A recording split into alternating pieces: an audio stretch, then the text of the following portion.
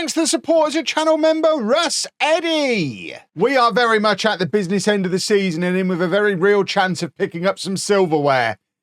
It might not be the Premier League, that's looking harder to win, but the Conference League, that's universally known as the big one, I think. This is what the Premier League table is looking like with 7 games to go for us. We're now 8 points behind Manchester United. We do have a game in hand, but they have a better goal difference than us, and I don't think we play them. I think we've already played them and they beat us.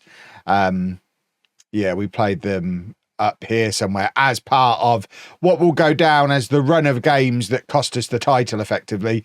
We played Man United, Liverpool and Chelsea in consecutive league games, lost them all, also got knocked out of the FA Cup by Arsenal in that period.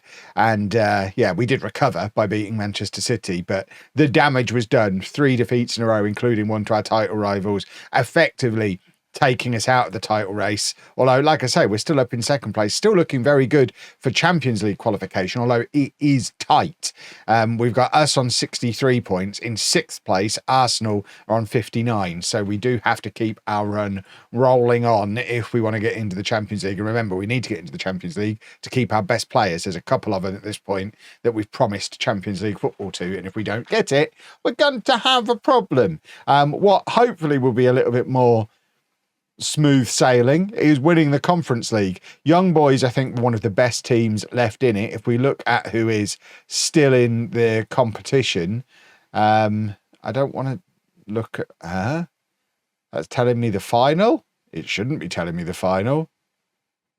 That's interesting that it's already pre-populated. Does that mean it's already decided? No, because it's saying I saw that. Right. So the teams left in it, I mean, if you look at those teams, it is literally just Dortmund.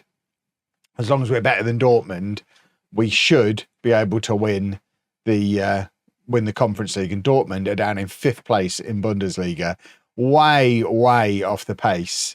So I'd like to think, as they're a lesser team, a poorer team on current form, at least in a lesser league, which it is. It's the 4th best league compared to the best league. We should be winning the Conference League. But first, let's try and keep our run going in the Premier League, and we are now fully committed to the 4-2-4. This is the system, and we are going with Restes in goal, a back four of Hincapié, Fimbres, Roivers and Angeli, Nielsen and Nzita in midfield, McRobbie on the left, McAdams on the right, and then Harley and Alatsi up front. Kelly hasn't really been the player I hoped he would be. We signed him to come in and do all of the goals. I think I was swooning over the fact he's 6'3" and has really fantastic physicals, which usually is enough. But we've got Alatsi, who, I mean, jumping reach aside, I mean, it's the one thing we don't really have in our front two is any height, any jumping reach. So Kelly's handy to have to bring on, but I don't really want to sacrifice Harley or Alatsi to be able to do it. So we're sticking with those two at the moment. Harley is just going from strength to strength as that second striker. There's a little bit of a weird campaign down in the comments. Rob Harley's a winger. Rob Harley's a winger. Rob Harley is and always was a second striker, a deep lying forward, a false nine, whatever you want to call him. He's Kai Havertz. That's what Rob Harley has always been. And Kai Havertz has had the same problem throughout his career of trying to work out where to fit him in, and it does take a while, and eventually teams tend to establish the best place to fit him in is sort of here. You don't want him as your main and only striker, but you also don't want him as part of the midfield proper. He gets a little bit lost out wide. So yeah, you kind of stick him in there, in behind the striker, but he's not really a playmaker. Harley fits the role. He is perfect in that position, and I'll have no more of this Harley as a winger nonsense. What I'll also have no more of is us conceding goals from corners, because we have a team full of big meaty boys and we just shouldn't be conceding that kind of goal. It's a little bit frustrating, that it's happened, especially because we are in relatively good form and we are trying to push on for that Champions League spot. That's a heavy touch from Nielsen, but it ends up with Elazzi. Elazzi turns and he's tackled, but McAdams is there to pick up the scraps, goes past his fullback. McAdams plays it across goal. McRobbie's there. He brings it down, lays it back to Nzita, who scores. And it's the two wingers combining, McAdams and McRobbie. They're two very good reasons why Rob Harley's not a winger as well, because we've got two very, very good wingers in McAdams and McRobbie. And yeah, I'm very happy with the setup of this front four now.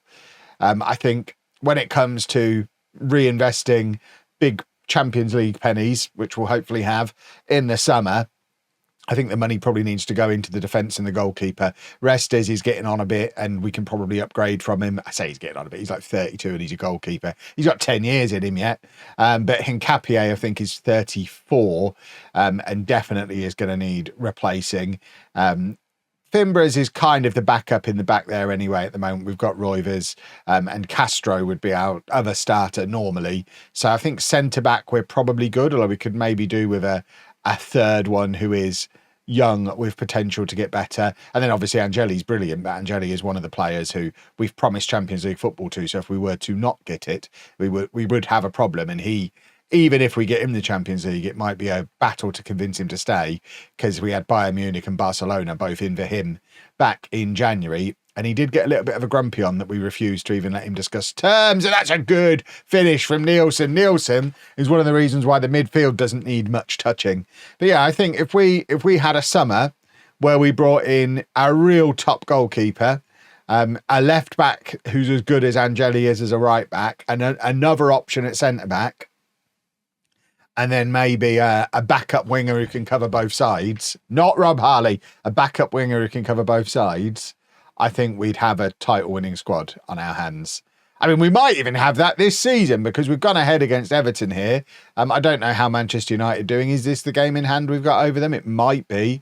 Obviously, the league table is not a live league table. Why would it be? What do you mean you want a live league table during the football match? You'd obviously, just like on Sky Sports, it's much better to just show you the league table from before kickoff in the 60th minute. That's what you really want to see, isn't it? Goodness me, Football Manager. How hard is it to do a live league table? I know such a thing exists in the game because there are certain screens you can see it on. Put it on that one, for goodness sake.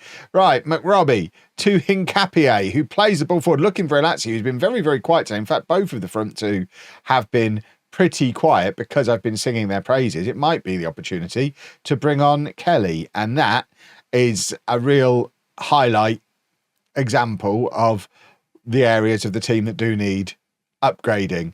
They get in behind Hincapié, who's too old and slow. That's Hincapié there. Oh no, it's Jude McRobbie. Is that Hincapié?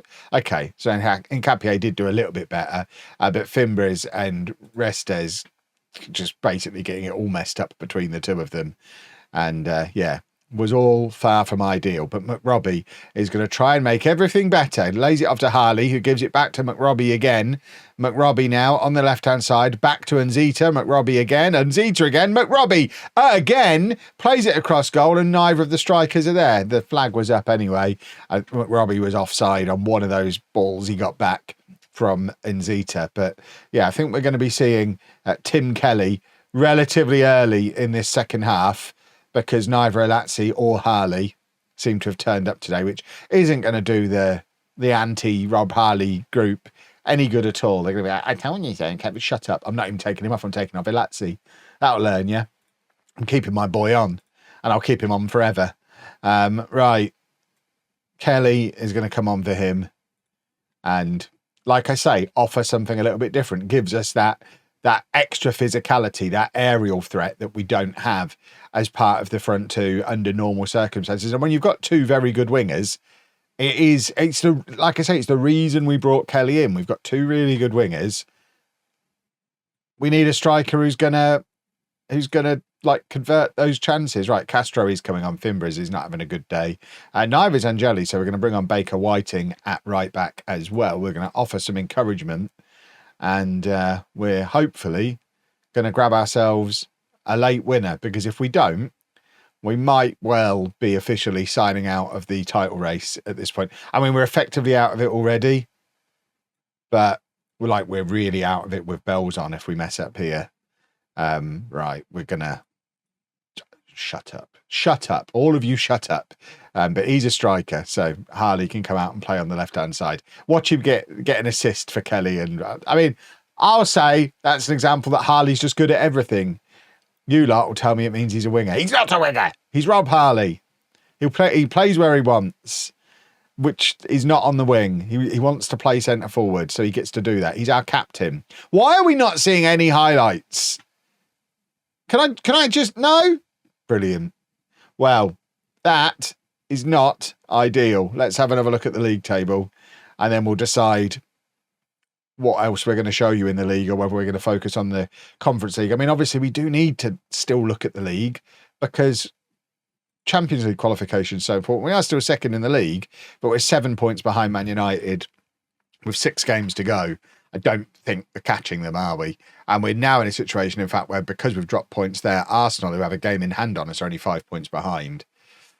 Restes, who I've just been critical of, by the way, most clean sheets in the Premier League. McRobbie, most assists, which is jolly nice to see. Right, I'm not going to make you sit through a Conference League tie that's pretty much already won.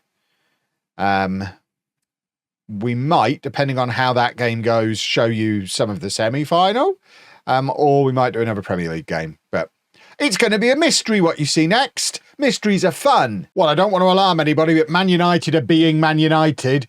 Man City, unfortunately, are being Man City. So with 4 games to go for us, we're now only 3 points off the top of the league. We've got a game in hand over both Man United and Man City, and the goal difference is closing in as well. We could do, if we beat Spurs, it's a big if, but if we were to go and beat Spurs 5-0 now, we go top of the Premier League with 4 games to go, which would be super. We got here by a couple of big wins. We beat QPR, we beat Leicester. We've also got through to the semi-final of the Conference League, where we've already beaten Ammonia off of Cyprus. They're in the semi-final. The other semi-final is Lecce versus Borussia Dortmund. So we're looking good for the final. I don't think we need to focus in too much on that, but this Spurs game is massive, and we are going with Restes in goal, a back four of Hincapié, Fimbres, Roivers and Angeli, and Zita and Nielsen in midfield, McRobbie and McAdams out wide, Harley and Elatsi up front. And did I press that? I thought I'd press no there. Just cross everything, boys and girls. We need a big performance from all involved. Spurs are down in 8th in the league, I think, but they don't like me. They'll want it for some reason. Spurs don't like me. They'll want to beat me. And obviously they have had occasions over the last few years where they've ripped us apart, and particularly with Dewey, who's not in the team. That could be huge for us. So who knows what might happen, but yeah, we need a big win. That 5-0 win that would send us top would be sensational. There'd be no place I'd rather do it than Tottenham Land, or whatever they call their stadium.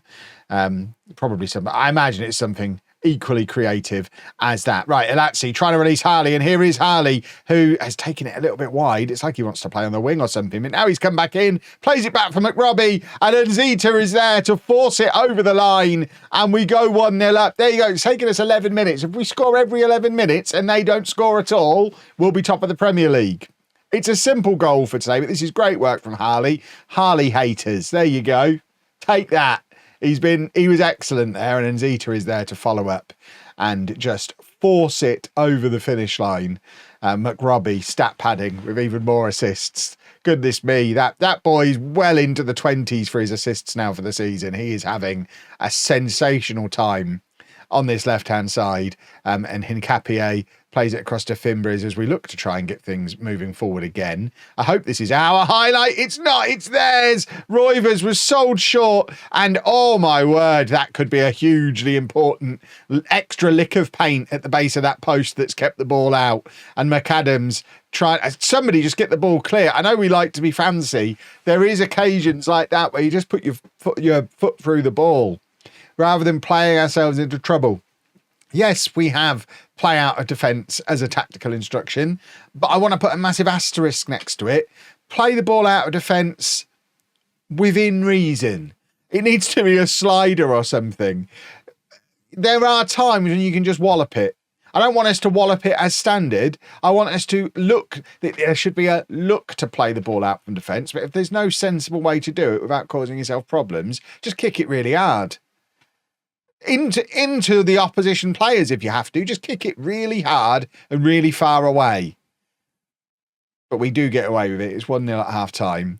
And although this wouldn't send us top, it does put us level on points with the two Manchester teams. The Northwest taking over the Premier League this season, apparently. And, yeah, I mean, I guess based on how the last 20 years of football have gone, if there's a three-way title race between Man United, Man City and Blackburn, you're probably going to back Manchester City in that one. They're the ones with the experience. But we're all previous Premier League winners here. Right, McRobbie, back to Hincapié, who has been an incredible signing, by the way. Sometimes signing an old man for a position you're struggling to fill doesn't do you any harm at all. He was playing for Aston Villa, who got relegated last season. Available on a free transfer, I think, or minimal transfer fee. He came in officially to be the rotation option for Baker Whiting and has just pretty much got straight into the team and been fantastic from word go. And we've given him another contract for next season already, despite him being ancient. Right, Elazzi into Harley! Oh! Rob Harley can't believe he missed. Yeah. I mean, he is our top scorer. He's got like 25 goals this season. He just gets so many chances that he's obviously going to miss some sometimes. Elazzi still only in single figures for Premier League goals. I think he's got like 22 in all competitions, but most of his is just him tearing up the Conference League. I think he's Conference League top scorer, but isn't scoring as consistently as you would hope in the Premier League. We still don't have that 20 plus goal a season Premier League striker. Right, Hincapié is tiring, so Baker Whiting can come on for him. McAdams can come off for Kelly. We'll take off Harley and bring on. Did I say? I feel like I've already said Kelly. My brain is broken. Right, Kelly is on anyway. For that different type of striker. It's a very useful thing to be able to bring on a different type of striker to just be able to be up there and be a target for us to hit with some of these crosses and some of these long balls forward that I've told them they should do occasionally. Admittedly, I've only told them using words. I'm not going to click a button in the thing. So I don't want them to just start lumping it forward. But I think they can hear me and I think they know. Just every now and again, hit a long ball at Kelly. Not a regular thing, but if the opportunity presents itself, he's 6'3", he's good in the air, hit him. Like hit him on the head, aim at his noggin. Right, we are under a lot of pressure. McRobbie's just got himself sent off, I think, which is not ideal. He's been the hero of the season, but he's now going to be missing for some very, very important football matches. And I think we're going to take off Elazzi for... Oh, Elazzi can play on the left wing, apparently. Since when? Oh, since we signed him. I remember that being a thing I talked about a lot when we first signed him. I remember now. Right, so Kelly, if he's playing up front on his own, just be a normal centre forward. And, yeah, we'll do that. Have we already made us? No, we've got substitutions to make as well. So let's take off Nzita and bring on Landu. And then... I don't think there's necessarily anyone else there. I want to bring on the one would be Carstens. And I think Carstens would be coming on now if we hadn't just gone down to 10 men. But I think if you're down to 10 men, you don't want to take off Nielsen and bring on Carstens because he's not quite as kick him really hard in the shins. And I think there's definitely a situation here where we want to be able to kick them really hard in the shins. Right, Evans over the top for Kelly. Kelly's through on goal and Tim Kelly scores an enormously important goal on the counter-attack. That's what we brought him in to do. He's a different kind of striker. We don't have anyone else at the club who scores this goal, I don't think. But he is big, he's strong, he's quick, and he's a decent finisher. And I think if he has a proper run in the team at some point where he's not affected by injury, he could score a lot of goals. I saw a comment when I signed him that I was bringing in an old man who's going to get in Elazzi's way and Elazzi's a wonder kid. Kelly is 26 years old. He could be a top Premier League player for 7-8 years. I think we're all right bringing in a 25-year-old striker and not being like, oh, old man, do we want an old man? I think he'll be fine. But that is a huge, huge result. We are level on points. He's a silly boy. He shouldn't have done that. But we're level on points with Manchester United and Manchester City with 3 games to go. We're not quite in the same kind of form that Man City are in, but look at the goal difference separating us as well. I think at this point, we're pretty nailed on for Champions League. I mean, Chelsea can't catch us. With 3 games, 9-point gap, our goal difference is much better. We're pretty much nailed on for Champions League. But can we win the league? Can we win everything? I think we're going to have to show you all 3 of the remaining Premier League games, aren't we? And then hopefully a Conference League final. Imagine 2 days' time we could have a double trophy lift. Wouldn't that be a thing? If you've enjoyed that, please make sure you leave a nice big thumbs up on there for me. Subscribe to the channel for daily Football Manager videos. And thank you very much for watching.